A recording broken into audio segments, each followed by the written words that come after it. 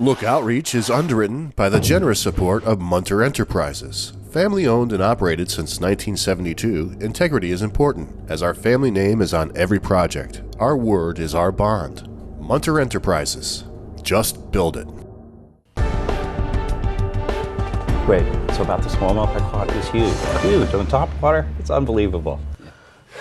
Welcome back, everyone. As you can tell, we have a lively crowd here today. This is part two of my interview with Pat Kane and Bob Turner. These are members, the chair and the vice chair of the Saratoga Charter Review Commission.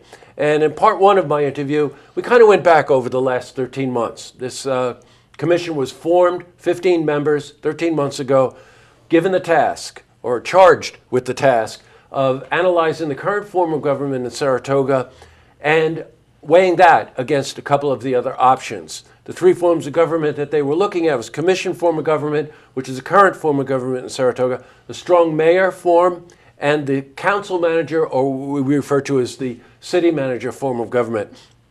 So I tell you what, let's pick up where we left off, okay? Mm-hmm. In the city manager form of government, you have a commission, right? You got the commissioners, but you also have someone acting as a city manager. How does this work? So the really important thing that happens is you start off with you have a 6-person council. They get elected, they pass laws, they set policies, they set the city's priorities. In essence, they perform like just a legislative role.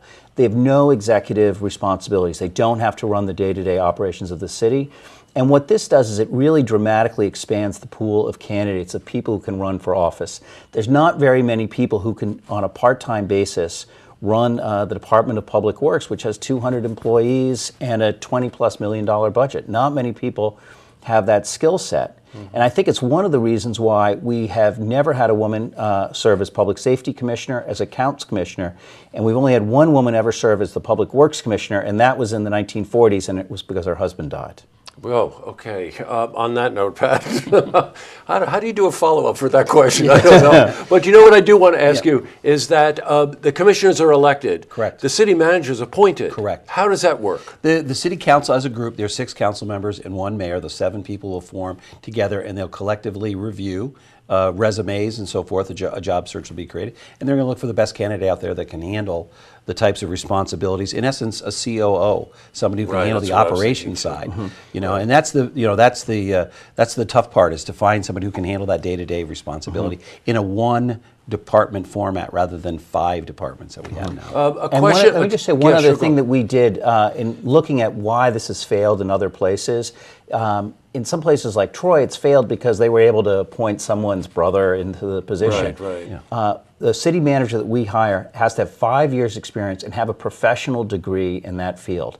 So you're getting the best of the best. And we spoke to the city managers. They said, this is going to be the single most desirable city manager job in the country. So we are going to get the LeBron James of city managers. That one I can relate to. The something important to note here, because a viewer had asked me about this. They said, well, once you appoint this city manager, that's a 10-year position, isn't it? No, absolutely not. They're hired at the pleasure of the council. Most city managers have a 1-year contract, but the terms of that call for satisfaction. If the municipality is not satisfied with them, they can be fired immediately with cause. If not, there's a severance that they work something out. Just like in most scenarios with a CEO or COO of any company, but absolutely not. There are no long-term commitments.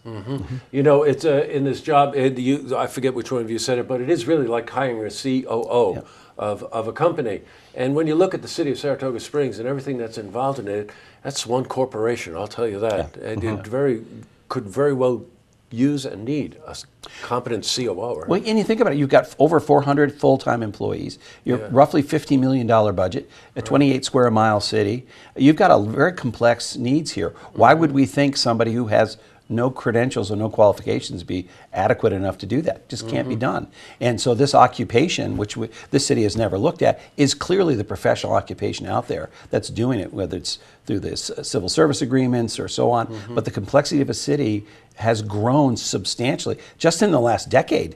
And you really need, that's why these, you wouldn't go to the hospital and expect to see, a clown. You expect to see a doctor. You go to City Hall, you expect to see, public administrators. Administrator, right. Another thing that people have said to me, business owners have said to me, it's almost impossible to even know where to go in City Hall. Who's doing what? People tend to be territorial. It's human nature. I'm not being critical. But this also streamlines a lot of that, doesn't it? Yeah, absolutely. One of the challenges in this commission form of government is if there's a problem, chances are you're going to have to speak to the mayor, you're going to have to speak to Public Works, maybe accounts, maybe finance. And that kind of complexity is really hard, especially for someone who's coming here new to start a business. Right. With a council manager form of government, you can call the mayor, you can call any of the 6 council members, and you can call the city manager. And the way that it's going to work is, if I have a problem, I'm going to call the mayor and I say, this needs to be done, and the mayor's going to call the city manager and say, I want it done by Friday, and if it's not, it's your head on a platter.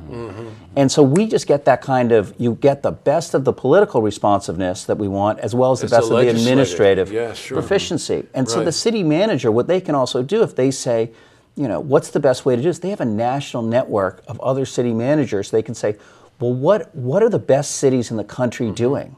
We no longer have to look here. It seems to be, and again, you oppose this idea of this form of government. You're invited on to talk about it as well.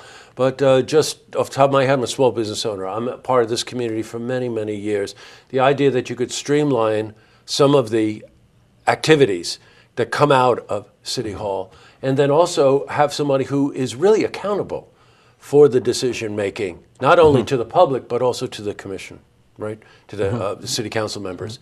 That seems very important to me. Last night, we reported on this yesterday, and again, we're reporting on it today, that 11-2, unanimous on the committee's decision to move this to the ballot.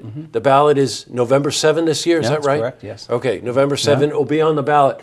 So it almost unilaterally was approved by the committee. That's really quite an endorsement.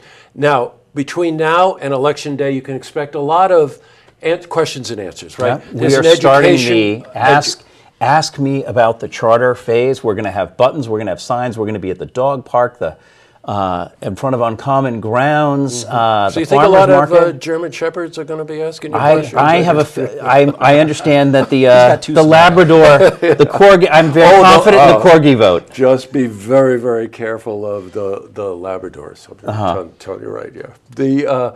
That's wonderful. So there'll be some advocacy. There'll be a lot of education. And please participate. This is our government, and this will be on the ballot in November. And I guess the basic thing here is when you go there, you want to know what you're talking about. That's it, right? Well, and as most business people do, you're always wanting to get better. You don't want to say, I'm going to go into that marketplace and be stagnant. I think when you look down Broadway and say, things must be going pretty well, I don't think you could disagree with that. However, as a city, are we investing in our underground utilities and so forth? Are we really making those strides that a modern municipality does? And I think what we've learned is we're not. So we need to get better. It doesn't mean that we're bad now. It just means we need to keep working. To stay ahead of your competition, you get better at what you do. The city needs to do the same thing. Great. Well, Bob, thanks for coming in. Pat, thanks for coming in. Thank you, Jesse. We'll be talking to you many, many times about this topic between now and November. But almost unanimously passed last night. It will be on the ballot on November 7th. Thanks. Thank you. To see this interview again, you can head to our website, looktvonline.com.